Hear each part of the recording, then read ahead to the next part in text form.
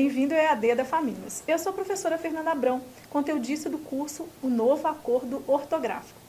Nesse nosso primeiro módulo, nós vamos tratar da contextualização, por que, na verdade, do acordo ortográfico, as causas, razões, os tipos, e mudanças que ocorreram, ao longo desse processo, na verdade, de 16 anos até que hoje, esse ano de 2016, vigorasse o novo acordo ortográfico, ok? Vamos lá? Bem, mas você sabe o que é ortografia? Um conceito básico de ortografia, a gente vai ver aí, o que, morfologicamente, o que essa palavra significa. Orto, como a gente pode ver aqui no nosso slide, é correto. E grafia, pessoal, é escrita. Então, a ortografia significa a correta ortografia das palavras, no caso, do nosso idioma de língua portuguesa, ok? Mas, atenção, afinal de contas, o que é correto na escrita, na ortografia? O que é a ortografia ou a grafia correta de determinados vocábulos? Então, a gente tem que ficar muito atento a essas questões, porque houve uma grande discussão sobre essas mudanças e a gente precisa entender realmente quais foram as principais mudanças e alguns equívocos que podem vir estar acontecendo, e na dúvida grande, principalmente nas pessoas que já foram alfabetizadas anteriormente. Na atualidade fica muito mais fácil porque as crianças já estão sendo alfabetizadas dentro do novo acordo ortográfico, ok? Então isso para elas é muito tranquilo. Se a gente tivesse sido alfabetizado utilizando dessas novas regras, não estaríamos aqui falando, por exemplo, do novo acordo e aprendendo novamente essas questões, tá certo? Então, vamos trabalhar aqui com alguns conceitos, interessantes. Primeiro, quais são os motivos pelos quais o acordo ortográfico aconteceu e está vigorando, a partir de 2016 no Brasil? O primeiro motivo é que a língua portuguesa ela é falada em vários países diferentes, que têm fonéticas diferentes, linguagens diferentes, apesar do idioma ser o mesmo. Esse é um dos objetivos. Então, é necessário uma uniformização da língua portuguesa. Por quê? Para que ela se transforme, num instrumento competitivo culturalmente, economicamente. Então, publicações que eram feitas aqui no Brasil, por exemplo, ou em Guiné-Bissau, elas tinham que ter tradução para o português local.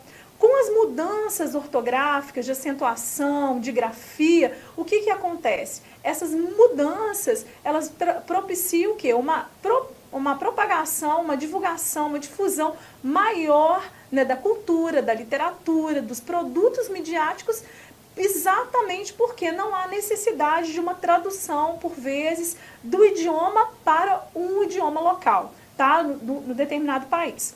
Outra coisa interessante se tocar é que, de todos os países que fazem parte, que falam a língua portuguesa e tem como idioma oficial, o Brasil é aquele que sofreu menos mudanças.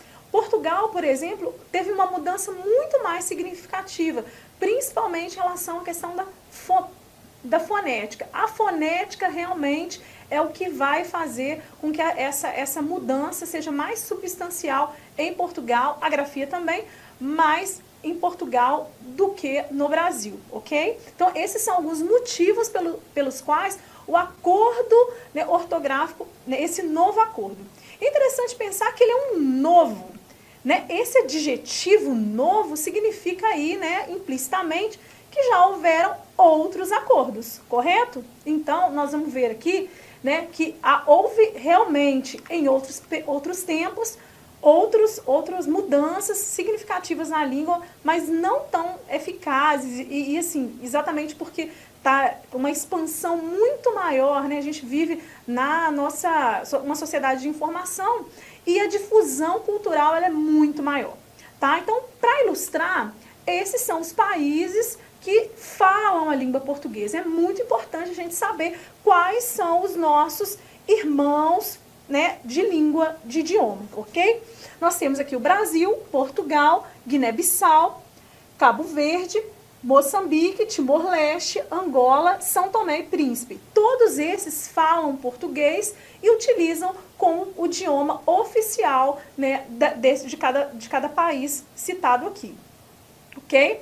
Bem, é importante aí a gente pensar nessa contextualização até histórica sobre a língua portuguesa. Nós sabemos que a língua portuguesa ela tem uma origem do latim, ok? Lá de Roma, né? Mas, Fernanda, por que nós precisamos saber disso? Na verdade, para vocês entenderem a diversidade da língua, ela não é uma coisa atual.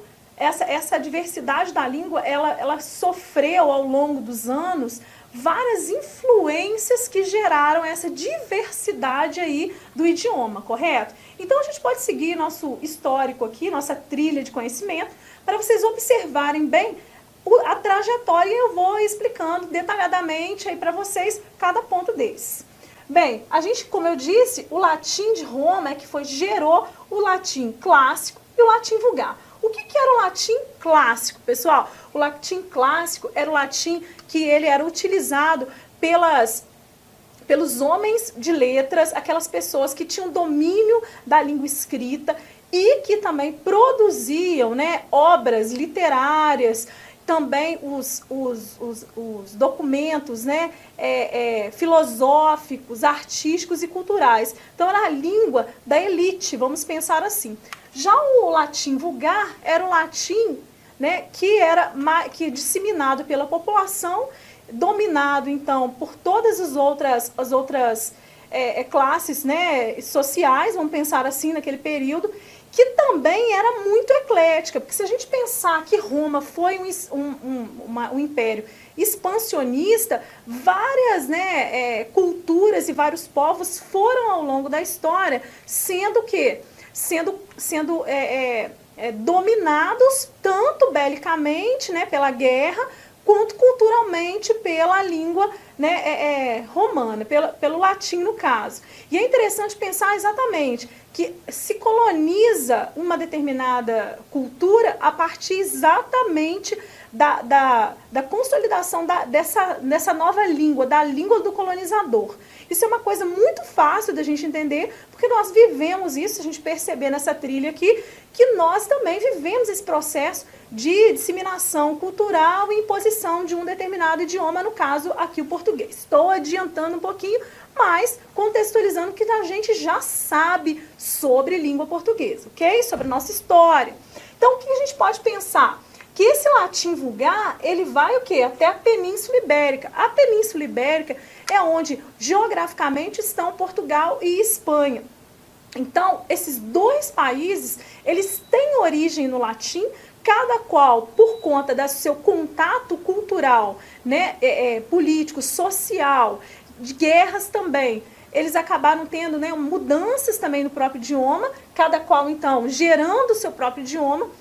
E, posteriormente, o galego-português, que é do sul da França, né, que hoje é a França, mas era uma região, né, que foi aí conduzida também e influenciada pelo latim.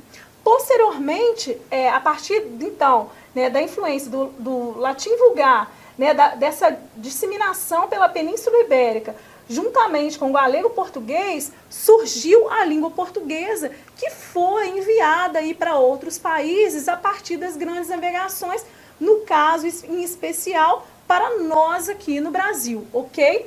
Então, nós tivemos aqui no Brasil também um contato, um choque cultural entre línguas, idiomas diferentes, ou dialetos aí, como queiram. A língua portuguesa, como eu disse anteriormente, assim como Roma, né, ela expande os seus territórios, Portugal também o faz, vem para o Brasil, mas aqui tinha a população nativa que era ágrafa, não tinha a escrita, não tinha a grafia, mas que tinha o seu próprio dialeto. Então, a fusão da cultura portuguesa, né, europeia, mais a cultura local dos indígenas e, posteriormente, a influência dos cativos africanos, né, gerou o que nós temos hoje como a nossa língua portuguesa. Uma grande influência, uma grande mistura que, na verdade, é uma herança cultural que vem, né, desde Roma até os dias de hoje. Se a gente pudesse